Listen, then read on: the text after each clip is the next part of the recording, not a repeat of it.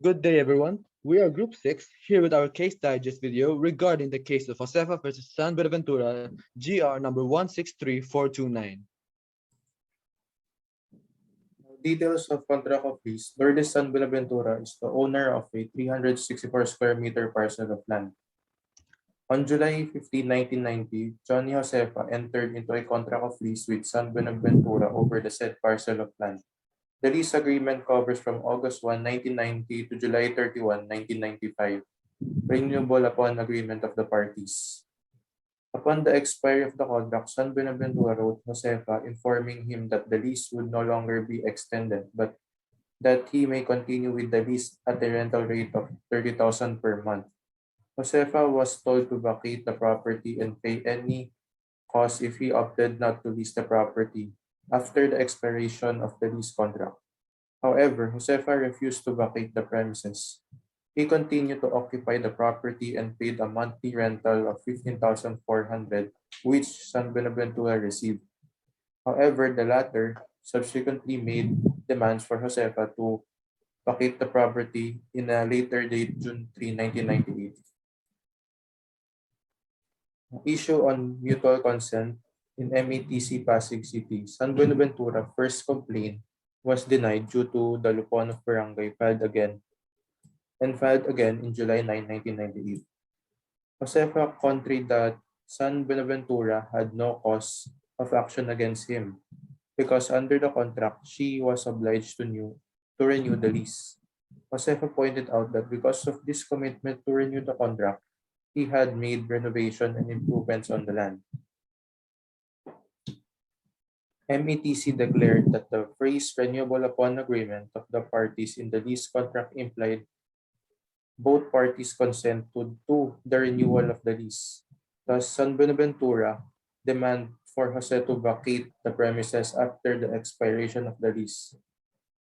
The court also held that the clause does not and cannot constitute a commitment or promise on the part of San Buenaventura to renew the lease. Now we bring our attention to the ruling done by the Regional Trial Court, or the RTC. Josefa went to the RTC, which then ended up in the decision of the METC being reversed. RTC believed that the clause regarding the renewal of the lease contract was ensured regardless of any mutual agreement between the parties, thus canceling the ruling done by METC. Next slide. Okay, here we see that other than the ruling being reversed, it effectively nullified San Buenaventura's complaint in the first place. Next slide. San Buenaventura did not like what transpired, so she brought it up to the Court of Appeals, or the CA. She made it a point that RTC's decision was invalid as it failed to comply with the rules done in similar cases, being the case of Hernandez versus the Court of Appeals. The CA then announced its ruling and reversed the decision of RTC and ordered Josefa to pay 30,000 pesos. It supported the fact that Josefa should have vacated the premises when he was told to due to the contract's expiration. Next slide. Now we focus on the outcome of the case. Well, again, Josefa filed another petition in light of what just happened. The purpose of his petition was to finally resolve everything, in this case, 3 issues. The first one, whether or not there was a renewal clause. Next was whether reimbursement on the improvements he made was to be granted to him. And lastly, whether he was obliged to pay 30,000 pesos as reasonable compensation. The court partially granted Josefa's petition. Well, in the end, the first issue was deemed to have no merit, as it comes back to the fact that the clause stated that both parties should be in agreement for an extension or a renewal to happen. For the second issue, the court was not persuaded, as it was stated that they did not deem Josefa as a possessor or builder in good faith.